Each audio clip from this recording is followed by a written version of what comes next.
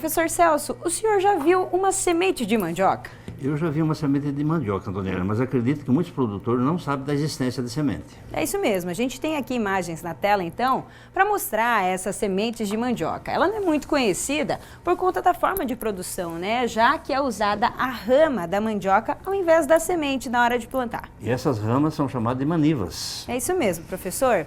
Mas é através da semente que se iniciam as pesquisas de melhoramento que dão origem a novas variedades. Um processo que pode levar de 10 a 15 anos. A nossa equipe foi até uma área experimental onde são realizados estudos sobre cultivares de mandioca destinadas para a indústria e também para a mesa. Olha só. Esta é uma área de pesquisa sobre o cultivo da mandioca. Ela tem 50 hectares e fica em Porto Mendes, distrito de Marechal Cândido Rondon, no oeste do Paraná. Aqui, o Instituto de Desenvolvimento Rural do Estado, o IDR, e a Associação Técnica das Indústrias de Mandioca, a ATMOP, trabalham no estudo de novas variedades e no aprimoramento das técnicas de cultivo desse que é um dos alimentos mais consumidos do Brasil.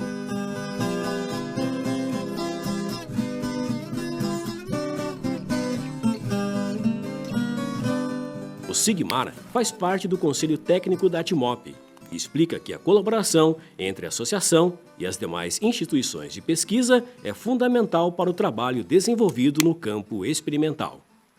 Variedades de mandioca, nós dependemos muito de parcerias com os institutos de pesquisa pública, né, seja a Embrapa, seja a IDR, seja a IAC, que é o Instituto Agronômico de Campinas de São Paulo, que fazem lá os seus cruzamentos, mandam os materiais para nós testarmos aqui. Então nós temos aí todos os materiais que antes de serem lançados a gente testa aqui, né? São mais de 300 materiais, eu me arriscaria a dizer que são próximo a 500 materiais hoje que a gente está testando aqui, né?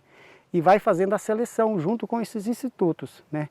Chegando ao final, com muita sorte, a cada 1000 cruzamentos realizados, aí nós conseguimos lançar junto com eles, né, obviamente, uma variedade de mandioca.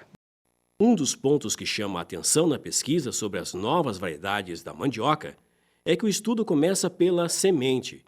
Isso mesmo, apesar de pouco conhecida pela maioria dos produtores, elas são fundamentais no melhoramento genético da cultura, como explica o Rudinei, que é pesquisador da Embrapa. Como a gente está vendo aqui, nós estamos vendo o processo reprodutivo da cultura da mandioca.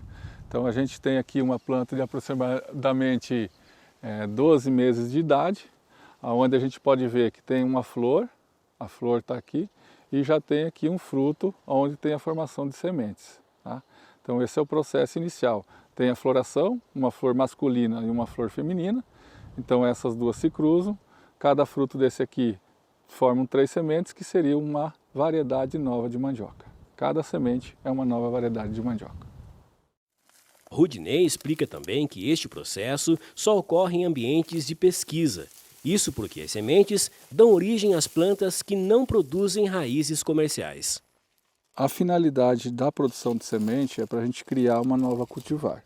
Porque quando se planta a rama, nós temos um clone. Então a filha vai ser sempre igual à mãe. Para a gente obter uma variedade diferente, a gente tem que fazer o cruzamento sexual, que a gente fala. Então, com uma flor masculina com uma flor feminina. Então, a gente escolhe pais e mães com características agronômicas, né, para o cultivo da mandioca de interesse, tanto do agricultor como da indústria, faz o cruzamento. Após esse cruzamento, vai formar aquela baguinha, né, o fruto, onde é que tem sempre 3 sementes. Então, na pesquisa a gente coloca um saquinho, porque ele é deiscente, ele estoura, igual a produção de mamona, né? Quando está seco ela estoura. Então a gente coloca um saquinho, a gente faz a obtenção dessas sementes, após isso a gente sempre separa assim, que é do mesmo pai, da mesma mãe, forma canteiros, que nem aqui, né? E aí a gente pode vir, aqui eu já plantei, já fiz a colocação das sementes, então vem aqui na pesquisa e coloca as sementes, né? E vai colocando. E depois de todas plantadas, a gente vem fazendo o fechamento, né? E aí, o processo normal, essas sementes elas vão germinar. E essa primeira planta não vai dar raiz igual a planta da mandioca que a gente conhece. Essa primeira planta oriunda de semente, ela dá uma raiz pivotante, somente uma raiz. Pivotante assim, igual cenoura. Você arranca é uma raiz só. Então a partir dessa depois a gente vai coletar essa raminha de mandioca, vai produzir as manivas e vai começar o plantio a campo. Então aí inicia o processo de seleção desses materiais no campo. Então ano a ano a gente vai multiplicando, observando as características que a gente quer, por exemplo, arquitetura, resistência à doença, produtividade, se for para mandioca de mesa, a questão de cozimento, e aumenta a multiplicação. A partir de 10 anos mais ou menos de pesquisa, quando se testou nos mais variados ambientes, a gente faz o lançamento de uma nova variedade. Então para obtenção de uma nova variedade, inicia-se no cruzamento e obtenção de semente. Então a semente serve para isso. O produtor rural, ele já vai chegar e vai plantar só a rama.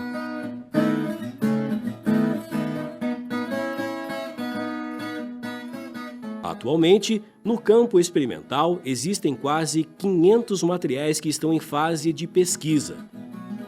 Processo que pode levar de 10 a 15 anos. E mesmo depois desse tempo, o trabalho de controle e manutenção da nova variedade continua. Aqui nesse caso, vocês podem ver, nós temos plantas aqui que elas foram indexadas. Então, como que é esse procedimento? A gente vem aqui com a numeração, marca a planta, retira folhas dela, coloca num saquinho, identifica com o mesmo número daqui, manda para o laboratório. No laboratório eles extraem DNA disso e faz a indexação para virose, ou seja, a identificação se tem vírus ou não tem vírus. Depois volta para o campo aqui, essa planilha com as negativas, e aquelas plantas que não tem vírus eu venho aqui, faço a retirada, né? Sempre com limpeza de facão, toda aquela questão de higienização desse material de corte, né? E aí eu monto um campo de material livre de vírus para iniciar essa multiplicação, para depois a gente retornar para a sociedade, né? Material livre de vírus. Então esse é um processo contínuo, não é só com a CS01, a gente faz com todas, para que a gente consiga manter o potencial produtivo, porque é mais fácil hoje eu manter o potencial produtivo de uma variedade já aceita no mercado e amplamente distribuída do que eu voltar para fazer todo um programa de melhoramento. Claro, as duas coisas acontecem em conjunto, mas como vocês viram antes, o programa de melhoramento ele leva em torno de 10 a 15 anos para obter uma nova variedade. E isso aqui de um ano para o outro eu consigo recuperar esse potencial produtivo dela que ela perdeu em função das viroses que podem estar atacando ela. Outro ponto importante levado em consideração na pesquisa é o destino de cada variedade. Elas podem ser utilizadas para a produção industrial ou para o consumo diretamente na mesa, que é uma característica dos cultivos da agricultura familiar.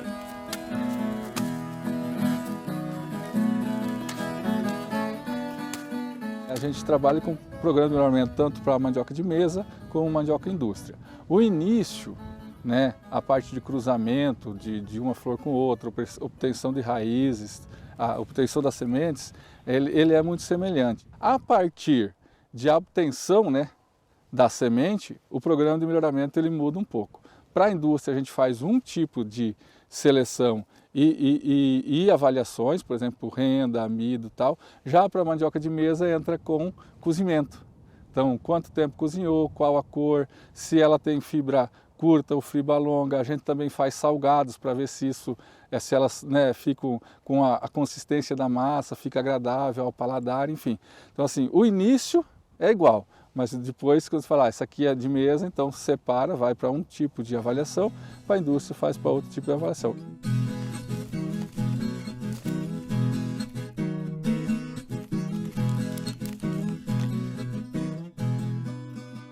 O Sigmar acredita que a atuação da Atimop é fundamental para garantir a qualidade da mandioca, tanto para o consumo de mesa quanto para a indústria. Segundo ele, a associação oferece aos produtores acesso às melhores variedades e orientações sobre os manejos corretos. Sem a Atimop e sem esse trabalho que a gente tem junto com os institutos públicos, né, a mandiocultura ela estaria fadada a baixa tecnologia.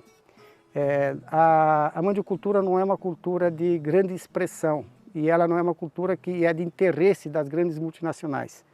Como soja, milho, cana-de-açúcar, outras culturas que são de expressão maiores, tem as empresas privadas trabalhando de forma muito intensa, a mandiocultura não o tem. Então nós dependemos muito dessas nossas parcerias.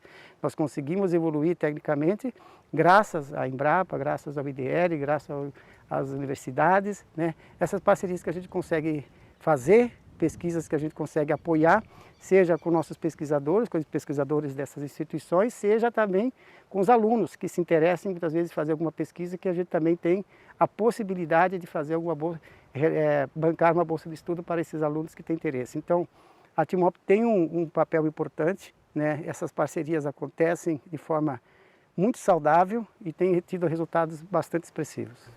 Muito bem, que bacana conhecer um pouco mais do trabalho da associação e também saber mais sobre a semente da mandioca, né, professor? É muito interessante, né? A mandioca não é uma commodity que a gente exporta em grande quantidade. Outras commodities como soja, trigo, milho, ela é exportada. Então são commodities que o pessoal, as pesquisas, investem muito dinheiro, né? No caso da mandioca, ela é mais nacional. Então a gente fica muito feliz de ver esse pessoal, o IDR, esses pesquisadores, esses produtores, essas associações trabalhando, visando a melhoria dessas plantas, dessa espécie, né? Parabéns para esse grupo, sensacional, muito bom. Isso mesmo, parabéns mesmo. E tem um recado para os produtores de mandioca, quem tem interesse em conhecer a Timop e o trabalho que ela desenvolve, inclusive a possibilidade de adquirir ou receber manivas para o plantio, o contato está aqui na tela. É só falar com o Sigmar, que é o responsável pela associação. Quando o assunto é a produção de proteína animal, o oeste do Paraná é um dos destaques no país, principalmente em tecnologias para a criação de aves e suínos. Outra característica de nossa região é o desenvolvimento de projetos que dão destino correto aos resíduos dos animais, o que torna a atividade sustentável. O exemplo que vamos ver agora é de uma pequena propriedade rural em Toledo, onde um casal de produtores, o seu Emílio e a dona Maria, está conseguindo transformar os dejetos em gás, adubo orgânico e até combustível. Olha só. Dona Maria, seu Emílio e os filhos se dedicam juntos às atividades na propriedade, que fica na linha Vista Alegre, interior de Toledo.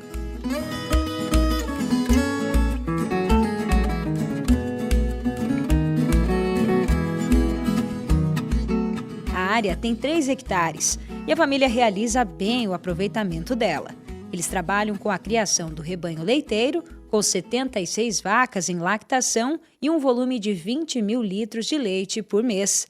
Na pecuária de corte são cerca de 80 animais e na granja a capacidade é de 8.700 porcos. O leite aqui produzido é entregue para a Frimeza e a produção dos suínos é integrada com a cooperativa Primato. Além disso, hoje a renda vem também da destinação dos dejetos dos animais, que são transformados em gás, adubo orgânico e combustível. É isso mesmo. A ideia começou a ser viabilizada em 2022. E em setembro do ano passado, a primeira parte do projeto foi implantada, com o biodigestor e a biorefinaria, fazendo com que o que antes era um passivo ambiental se tornasse lucro para a família. Eu estava com 1.700 porcos, já tinha um problema sério com o meio ambiente por causa dos dejetos, não tinha mais onde pôr os dejetos, né? E não tinha mais como crescer também para aumentar a nossa produção. E chegou os custos, chegou meio no nível da produção com o custo, né? Não tinha que pagar caminhão para levar os dejetos nas roças dos outros e todos esses problemas aconteceram. Se nós inventamos a usina do biometano, nós conseguimos triplicar os suínos, triplicar o gado leiteiro. E hoje, que era um passivo para o meio ambiente, hoje é uma solução que cabe pagando nossas contas, ajudando. Por dia, aqui na propriedade, são produzidos 30 mil metros cúbicos de dejetos. Esses dejetos vão passar primeiramente por aquela bomba azul, que é uma bomba rotativa. Depois disso, eles vêm para essa lagoa. Depois, esses dejetos vão ser destinados para a separadora, que é essa área aqui. A separadora vai trazer 2 fases, então, desse material. A líquida, que vai para o biodigestor, e a sólida, que vai ser transformada em adubo orgânico. O Cícero é um engenheiro responsável pelos projetos relacionados à produção com o uso dos dejetos. Na área de engenharia, é comum você pegar o engenheiro que olha para uma planta dessa e diga que ela tem que se pagar com aquilo que ela produz. No caso da granja do seu Emílio e da dona Maria, isso jamais iria acontecer, porque é uma granja de 3 hectares, uma granja muito pequenininha, mas que estava no limite da sua sobrevivência, porque as despesas que ele tinha, correntes, já não eram mais suportadas pelas receitas recorrentes que ele podia ter. Ele tinha uma licença ambiental para 1.700 suínos e para 25 vacas. Então a ideia foi montar aqui na granja Angst uma estratégia que permitisse elevar o grau de sustentabilidade da granja inteira, não só do biogás. Mas tendo o biogás como resultado de uma gestão consciente e tecnológica dos resíduos, nós nos acreditamos junto ao IAT, o Instituto de Água e Terra do Paraná, para que seu Emílio pudesse sair de 1.700 animais para 8.700 animais suínos e de 30 vacas para 100 vacas, sendo que todo esse dejeto, todo o esterco desses animais são tratados, transformados num biodigestor em gás, o gás vem para essa usina e se transforma num combustível. O Sérgio é um dos técnicos que auxilia a família na transformação dos resíduos e explica o funcionamento da separadora. Nós visitamos, conhecemos o seu Emílio através de um amigo e fizemos uma visita para ver o que eles realmente estavam com dificuldade e nos encontramos aqui com alguns problemas de tratamento de dejetos, né?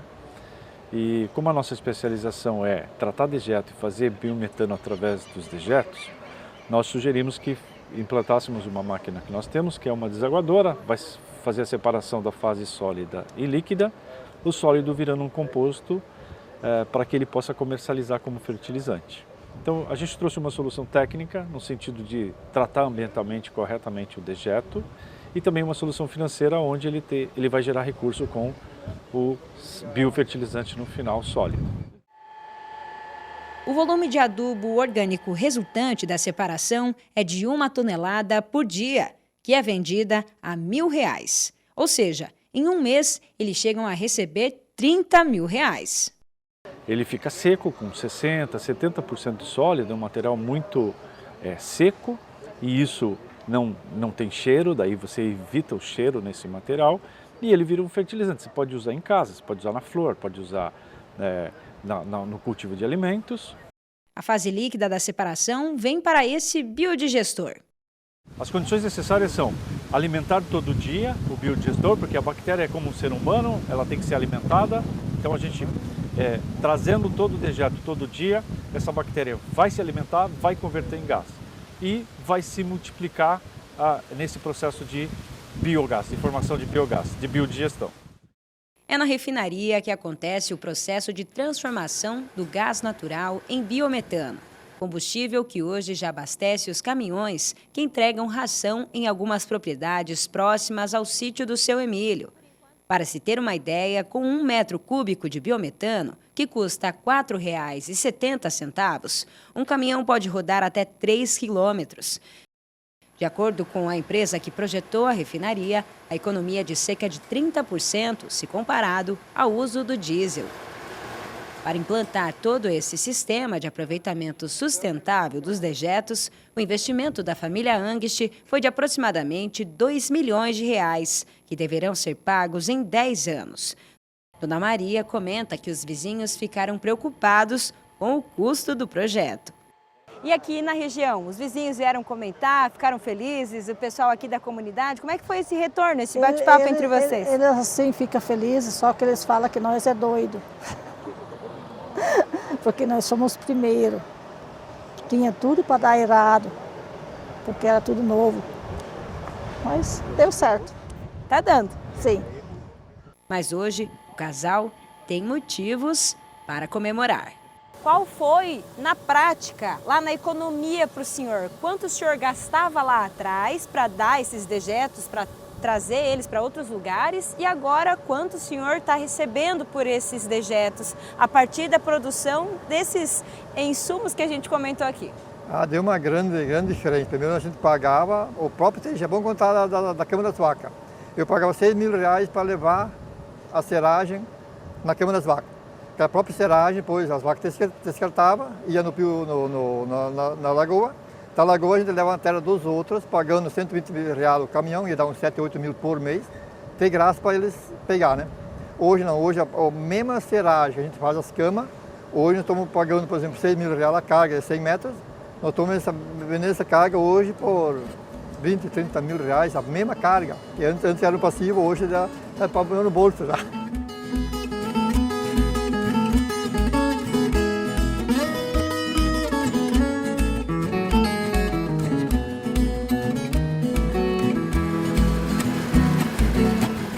Chegou a hora da Isa na Fazenda e as informações são sobre uma fruta tropical muito saborosa, a manga.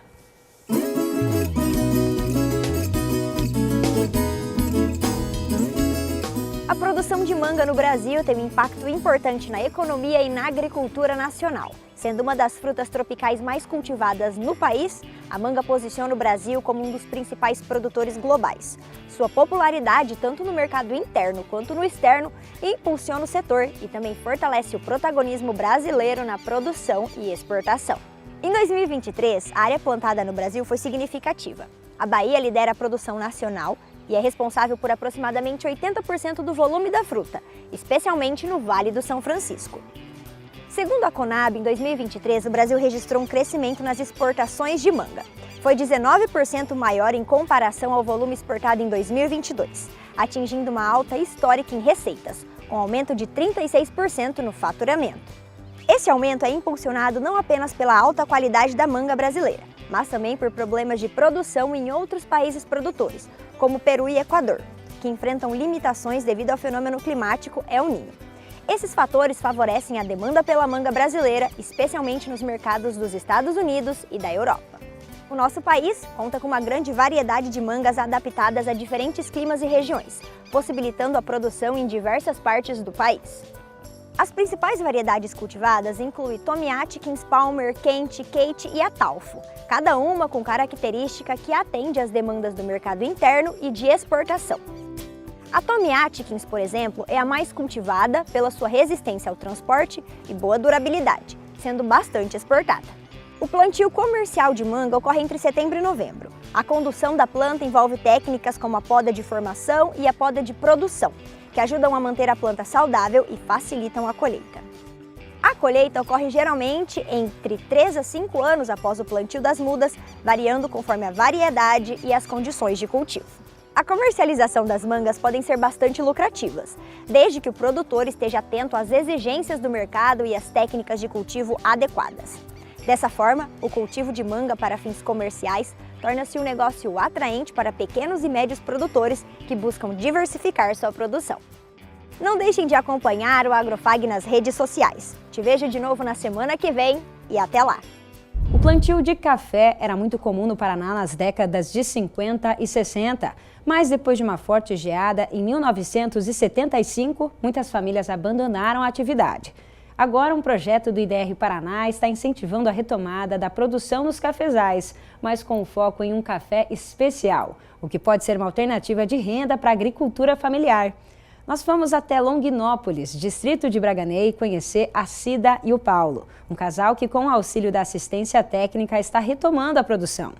E parece que o trabalho está dando certo, já que no ano passado eles conquistaram o primeiro lugar num concurso sobre qualidade do café.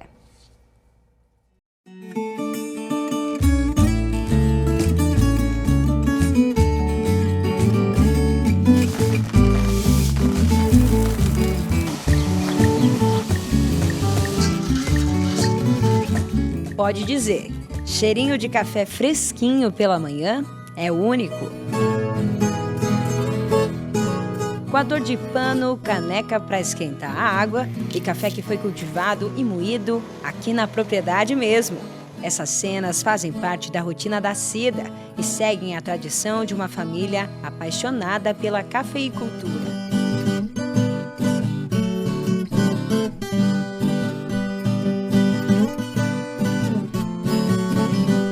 Há cerca de 5 anos, ela e o Paulo decidiram revitalizar a área plantada com café no pequeno sítio de 3 hectares no distrito de Longuinópolis, em Braganey. Os 3.500 pés de café começaram a ser cultivados há mais de 60 anos pelos pais da Cida, seu Arzeu e Dona Maria. Esse aqui é meu pai que tinha plantado, né? Na verdade, aqui foi um lugar que tinha muita produção de café, então tem bastante pessoas antigas que sempre davam alguma dica. Só que antigamente era de um jeito que manuseava o café, né? Hoje já é bem mais prático, né? Tem muita facilidade. E a gente foi atrás da IDR, né? Para conseguir melhoramento, para aprender a melhorar a lavoura. E assim nós estamos indo ainda nesse processo, não que já conseguimos, mas estamos no processo de aprendizagem ainda. Eu quero chegar bem longe. Aos poucos, o casal foi aprendendo mais sobre a cultura e passou a contar com a assistência técnica da equipe do Instituto de Desenvolvimento Rural, o IDR Paraná. O Luiz é um dos agrônomos que acompanha a produção e auxilia no manejo do cafezal. Cida foi uma das sobreviventes dessa época, né? O pai dela e depois ela. Então a gente viu nela um potencial para trabalhar a cultura do café aqui no município, né? A gente sabe que o café dela é um café de qualidade, mas que, como em todas as áreas, ainda tem muita coisa a melhorar. Então ela procurou o IDR para receber assistência técnica na parte da cultura do café, e a gente desde então vem trabalhando junto, estudando junto, aprendendo, né, como produzir café, para chegar no ponto que hoje ela tem um café de qualidade, um café especial. Para tornar viável a produção, levando em conta a falta de recursos para investimentos, foi preciso adaptar as formas de manejo, que é todo feito manualmente. O olhar atento, por exemplo, pode definir o momento da poda. A gente sempre preconiza que você deixe uma haste única, tá? O que vai acontecer aqui? Como nesse pé não foi realizada a desbrota, a força da planta ela vai acabar se dividindo nos brotos que se formaram, entendeu? Então você vai ter uma competição entre os ramos da planta por recursos, seja por água, seja por nutrientes, seja por luz propriamente dita. E se você deixar os 4 brotos para produzir, o que vai acontecer? Essa copa ela vai ficar muito fechada, muito adensada, isso vai favorecer a entrada principalmente de pragas e doenças, tá? Do bicho mineiro, da broca, porque vai criar um microclima favorável para o desenvolvimento de pragas e doenças aqui dentro. Então é interessante que você faça a desbrota, retire os brotos, escolha um desses brotos que seja aí que esteja com uma arquitetura adequada, com um tamanho adequado, retire os outros brotos e deixa só um para produzir. Aí você pode fazer o decote aqui em cima, retirada do ponteiro, que ele vai formar os ramos laterais, os ramos que vão ficar na horizontal, que são os ramos que vão produzir. O combate às pragas, como a broca do café, é realizado através do controle biológico. Existe um sistema de produção de café estabelecido, né? E a gente busca adaptar as condições, né, de solo e clima da região a esse sistema de produção. Então a gente sempre conversa com os produtores, a gente fala que tudo que você quiser produzir você consegue, desde que você seja empenhado e caprichoso. E a Cida é uma pessoa muito caprichosa, muito empenhada e que segue as recomendações técnicas. Então se a pessoa fizer o básico das recomendações técnicas, né, que seria o manejo da fertilidade do solo, o manejo de pragas e doenças, os tratos culturais necessários, né, as podas, ela vai conseguir obter um resultado satisfatório. Então a gente vem trabalhando primeiro na base, né, melhorando esses aspectos, para depois passar para uma parte mais específica que aí sim vem da qualidade do café. Mas se com o básico ela já conseguiu um café de qualidade superior, você imagina a hora que ela se aprimorar. Com o cafezal praticamente recuperado e produzindo melhor, a Cida e o Paulo decidiram dar um novo passo e iniciar a produção de cafés especiais. Isso mesmo, cafés especiais, uma maneira de valorizar e tornar mais rentável a pequena produção. A gente sabe que não é assim de hoje para amanhã, mas a gente quer ir passo a passo, lentamente, e tentar fazer um bom café. Na última colheita, finalizada no início de junho, foram 53 sacas de 25 quilos, colhidas em 2 hectares. As cultivares são do tipo arábico, de 2 variedades, a Catuai IPR 107 e a IPR 99. Nos poucos pés que sobraram ainda com café, a Cida faz uma simulação de como é realizada a colheita, que é manual. Para tornar a atividade mais ágil, ela usa esse equipamento, uma derriçadeira, que funciona a combustível. Depois de colhidos, os grãos são separados. Os bem vermelhinhos, em ponto de cereja, vêm para esse terreiro coberto com lona.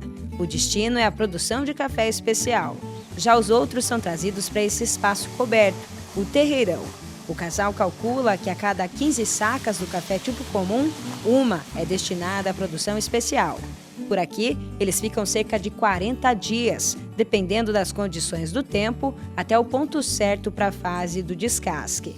A imagem dessa parte do processo foi feita pela própria Cida. Dá para ver que tudo é feito de forma bem rústica.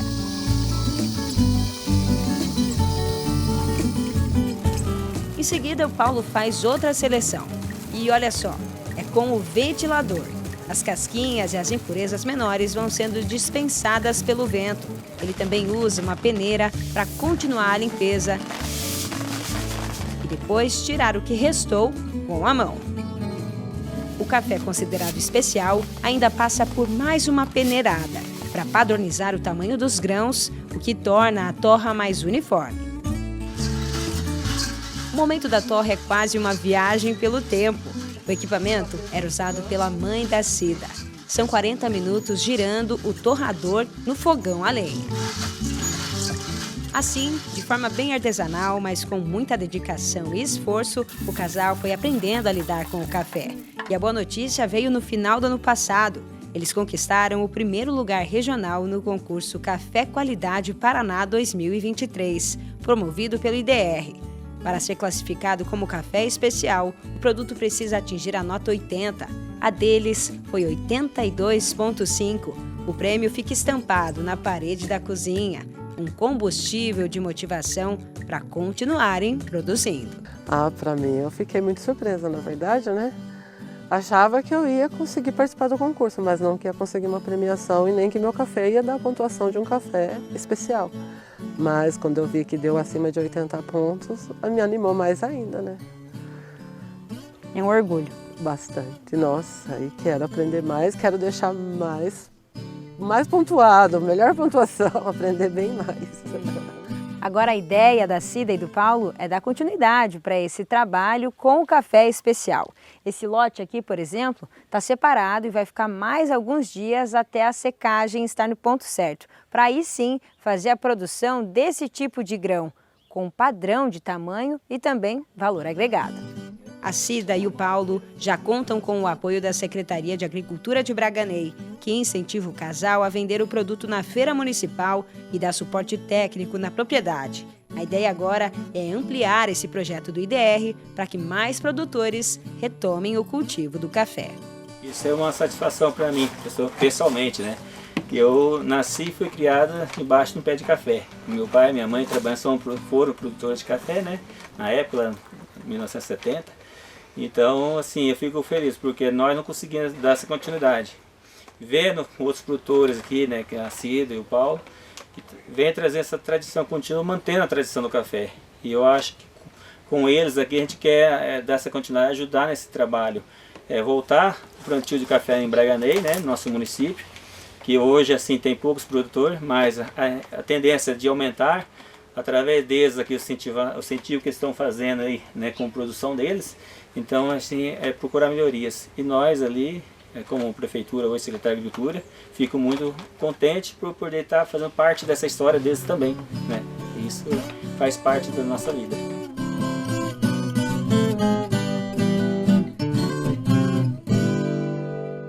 A raça de porcos Moura chegou ao Brasil ainda no período colonial e logo se adaptou à região sul, principalmente ao Paraná. Mas com o tempo foi perdendo espaço a ponto de ser considerada em extinção. Agora, pesquisadores e produtores querem retomar a criação da raça Moura, conhecida como porco caipira, e que tem como principal atrativo o sabor e a qualidade da carne. Aqui na fazenda Taquari, no município de Lindo Oeste, esse plantel de 500 porcos vive de maneira natural em meio ao pasto verde e árvores frutíferas. O sistema de criação é chamado de extensivo e tem o objetivo de preservar a origem do porco caipira.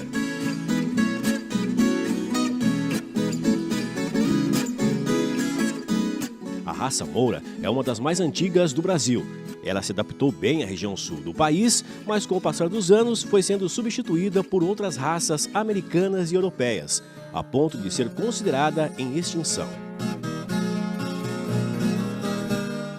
Há 7 anos, o João Guilherme decidiu participar de um projeto para o resgate do porco moura puro no Paraná. O resgate da raça é muito interessante, porque ele vem de origem ibérica, né? Foi trazido no Brasil colônia, foi trazido aqui para o Brasil na época da colonização. Esses animais em 1700, 1600, 1700, no Rio Grande do Sul. Do Rio Grande do Sul foi vindo para cá em 1900, já tinha no Paraná, que em 1900 alguma coisa já tinha para cá, né? E depois agora, recente, né, que está sendo explorada essa questão da qualidade de carne.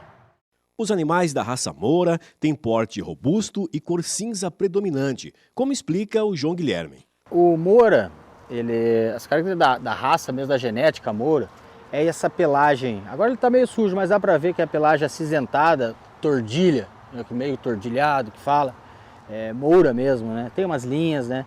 A orelha, ela é em formato ibérico, que a gente fala para frente, ibérico ou céltico, né, que é aceito, né, na raça moura. Ele não tem manchas brancas na pele, o casco dele é preto, né, e você vê que ele tem um pernil grande, né, então o focinho um pouco menos prolongado. São as características, né, o fenótipo, né, a expressão, né, da genética moura. Com o objetivo de priorizar a qualidade da carne, o produtor apostou no manejo ao ar livre. Aqui são 14 hectares dedicados a todas as fases de criação. Estamos aqui no piquete de cobertura. João Guilherme, esse é o Chicão. O Chicão tem 7 anos e é o primeiro reprodutor. Isso mesmo, Reinaldo. O Chicão ele veio para cá em 2018, aqui para a fazenda. Hoje ele deve estar, ele está com 7 anos. E eu comecei com ele e com 2 fêmeas. Daí dessas 2 fêmeas ele foi cobrindo, eu fui selecionando, através, né, do fenótipo da raça, fui selecionando as leitoas e depois eu adquiri outro animal, reprodutor macho, para fazer a cobertura das filhas dele. Então ele hoje veio praticamente veio tudo dele, as genéticas que a gente tem aqui. E está nativo ainda, o bichão está nativo, é manso e trabalhador. Vamos deixar namorar aqui então, né? Vamos deixar namorar, que agora é a parte mais importante para ele. Ele está trabalhando, parece que não, mas é o trabalho dele. No piquete de gestação, atualmente são 35 porcas que estão prenhas. Neste ambiente, elas ficam em torno de 107 dias. E esse ciclo vai rotacionando durante o ano. Elas já vêm coberta, né, de monta natural, né, com o macho. Já vem coberta, já vem prenha, né? E aqui ela vai passar um período aí de 107 dias, mais ou menos. Daqui é levado para a maternidade, né? Esse período de 107 dias, a gestação dela é 114, né? Ela vai ficar 107 dias aqui, a gente leva com uma antecedência para ela poder parir, né, já no piquete de maternidade. Mas aqui no de gestação, então eles vão passar seus 100 e poucos dias, né? Aqui a nutrição deles é esse pasto, né, que é uma tifton, né, é uma gramínea, né. Já pensando nos animais, a gente plantou isso aqui, né, porque é uma gramínea de palatabilidade boa, né, rica em proteína, né. Então, e mais o complemento que vem do concentrado de cereais que a gente faz a batida aqui na fazenda, né, e frutas.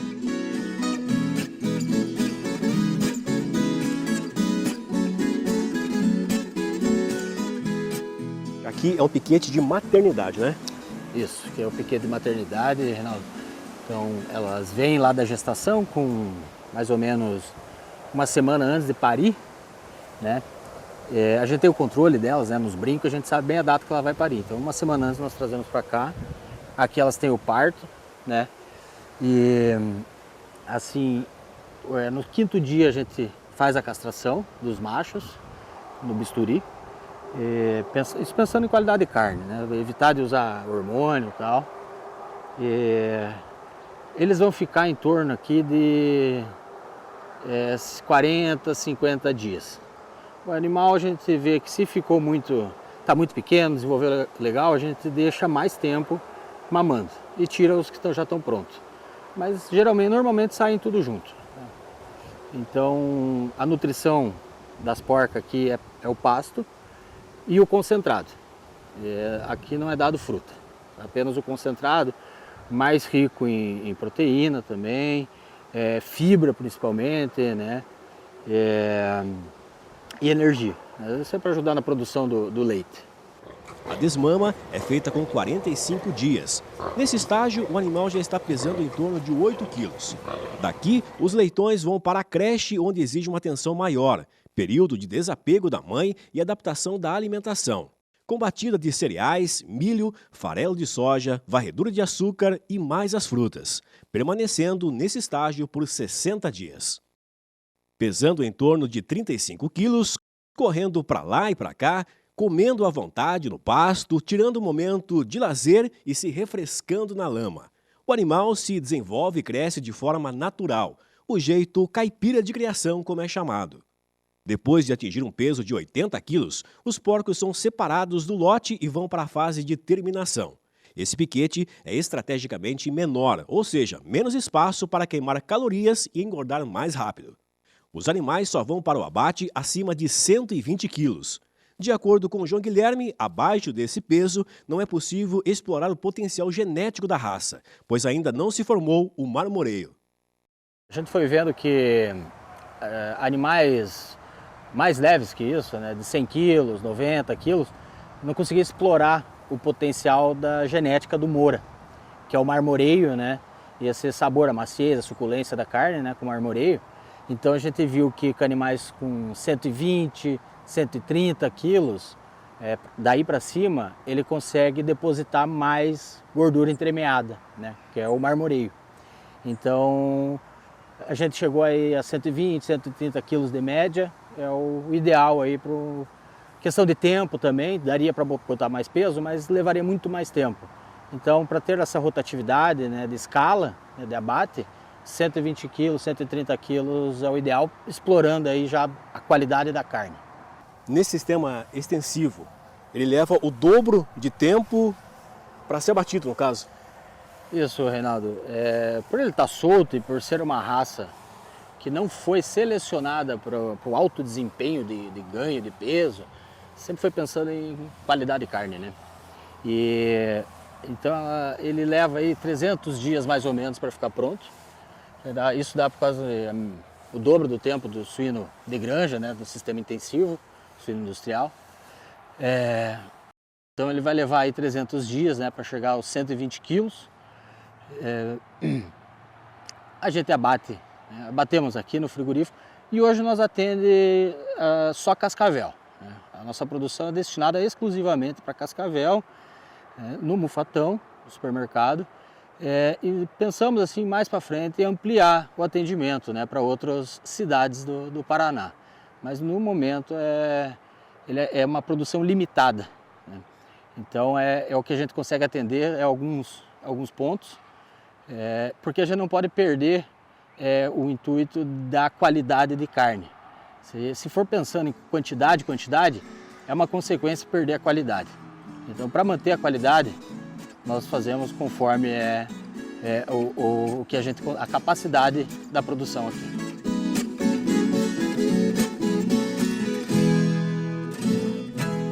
Helmut, olha só que imagem bonita que a gente tem aqui na tela. Que lindas essas laranjas, né? Que imagem bonita, né?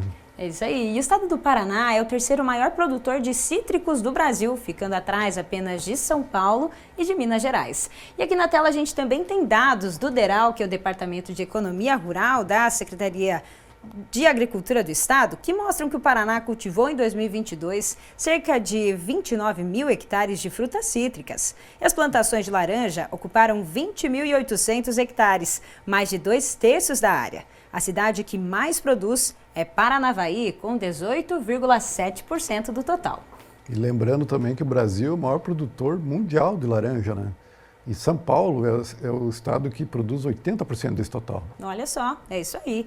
E o que a gente vai mostrar agora é que aqui no oeste do Paraná também tem plantação de laranja. A reportagem é do Reinaldo Jaber. Nesta área de 4,5 hectares, em Nova Aurora, no oeste do Paraná, o que chama atenção de longe é o pomar com 2.000 pés de laranja, todos carregados e prontos para a colheita.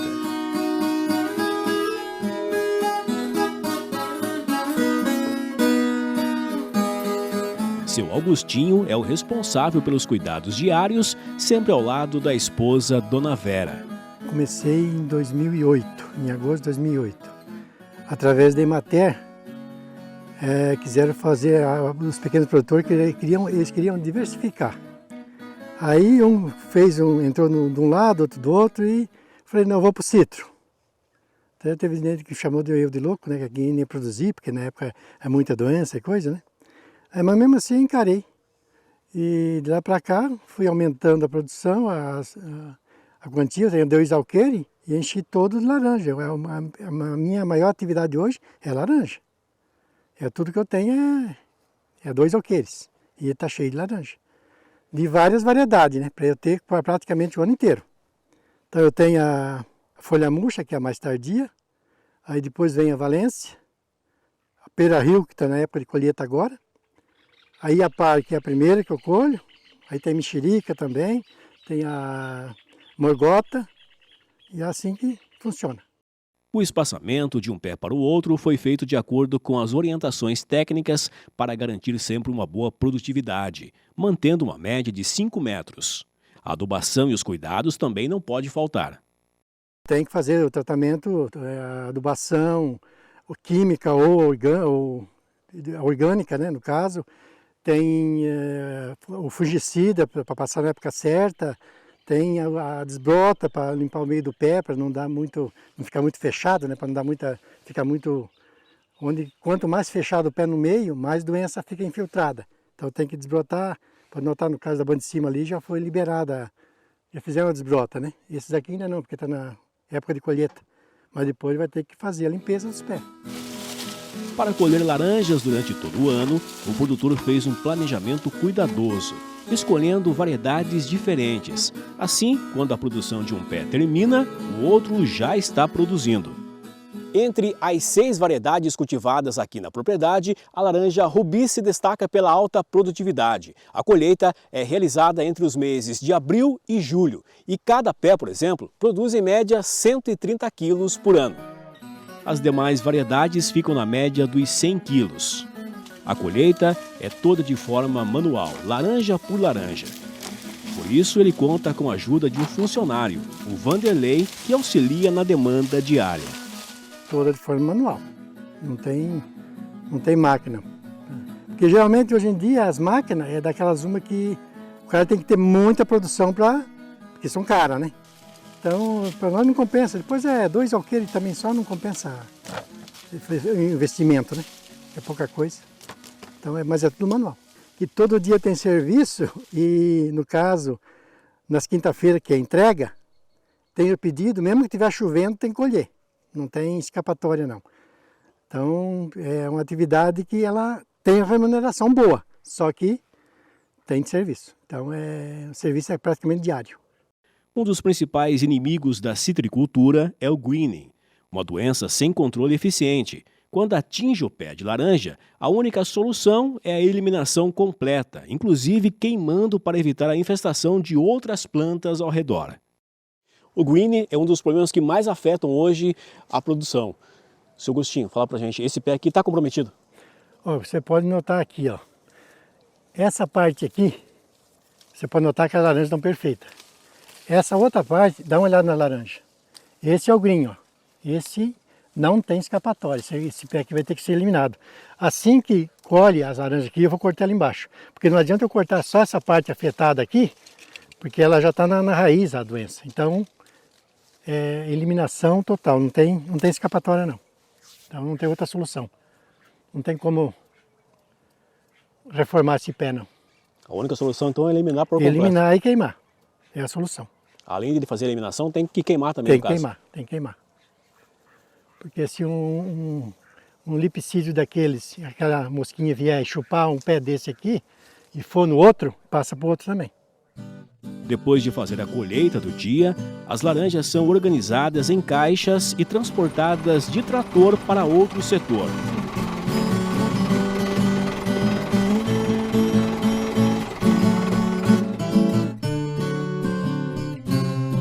Onde passam pela classificação e limpeza. A Após a higienização, as laranjas são separadas e as que estão estragadas ou com defeitos são descartadas.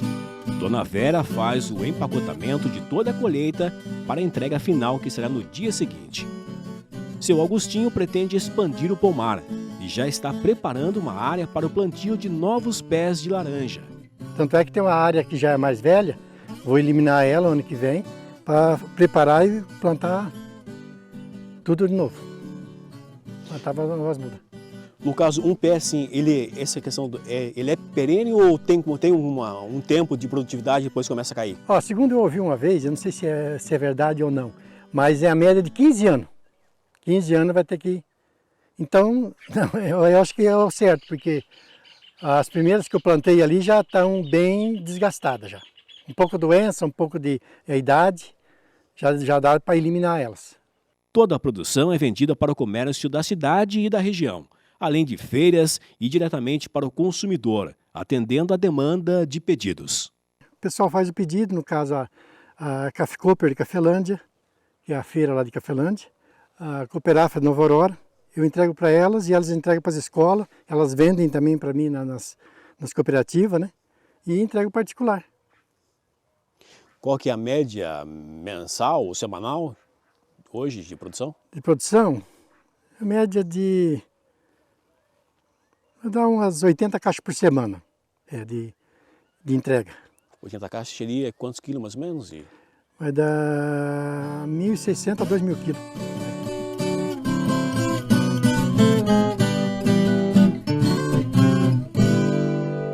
Muito bem, que bacana a produção do seu Augustinho, né? E só para reforçar a informação que a gente acabou de ver no VT, a Embrapa considera que um pé de laranja pode produzir décadas, dependendo, é claro, das condições climáticas e do manejo. Mais um exemplo bacana que a gente assistiu então, né, Helmut? Então, mais um grande exemplo de produção em agricultura familiar, né? Aqui no Paraná nós estamos acostumados a ver a atividade da agricultura familiar mais voltada à produção de hortifrutis, do leite, da suinicultura, da avicultura, e agora vendo aí um exemplo na área da citricultura, né, Antonella? É isso aí, muito legal mesmo.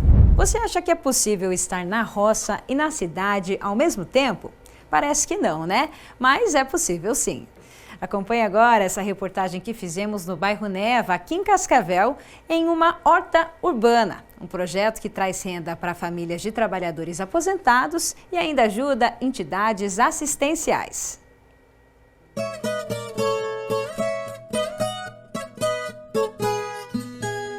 No meio da cidade, cercada por casas e prédios, ela se destaca. São 8.000 metros quadrados de plantação. Por aqui tem muita verdura e também temperos. A área pertence à Prefeitura de Cascavel e há 8 anos passou por uma revitalização comandada pela Associação de Moradores do bairro Neva. As imagens mostram o terreno sendo preparado para receber o plantio. Com o apoio da comunidade, o espaço foi transformado. Hoje, a horta funciona quase que como uma cooperativa, seja no cultivo das plantas ou no atendimento aos clientes. Obrigada. Obrigado você. O lucro obtido com as vendas dos produtos é dividido entre as pessoas que fazem o manejo e também vai para a manutenção do local. O que sobra fica no caixa da Associação de Moradores para melhorias no bairro. 6 famílias estão envolvidas diretamente nos trabalhos aqui da horta.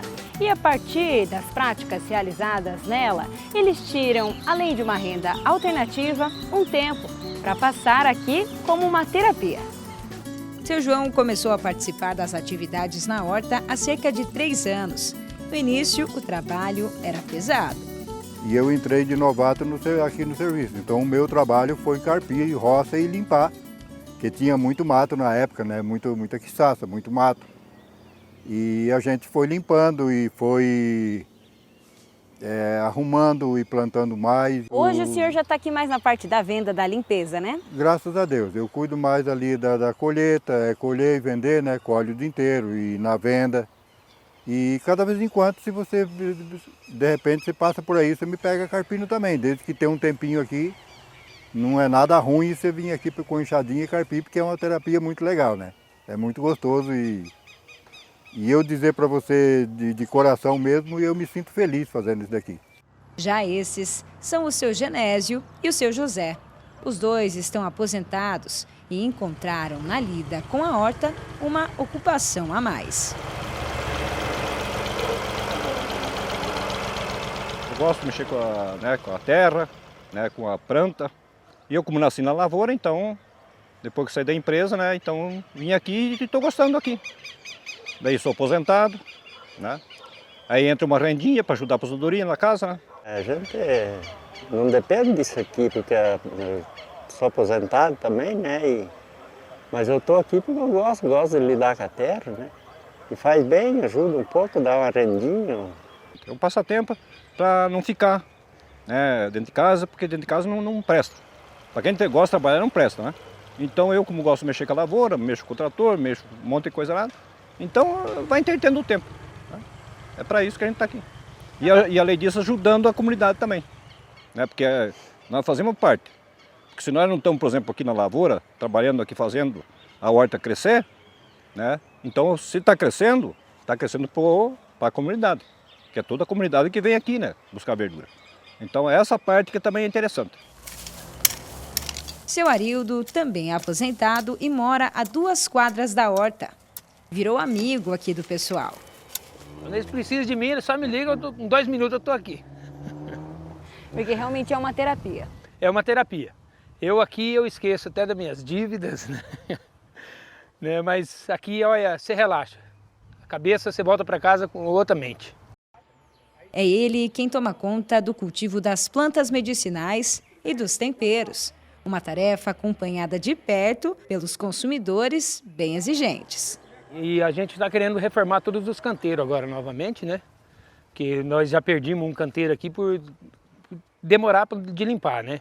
Que era o canteiro que toda mulher quer, hortelã, né? Esse aí eu já vou plantar amanhã mesmo, já vou fazer o canteiro novo dele. E ver o que está precisando, né? Vamos adubar mais. Vai deixar tudo certinho. Tudo certo aqui para Dona Maria vir aqui e levar seu galinho para casa e fazer seu chá. A produção funciona sem o uso de defensivos químicos. São cerca de 70 pés colhidos diariamente. E tudo vem para esse tanque com água.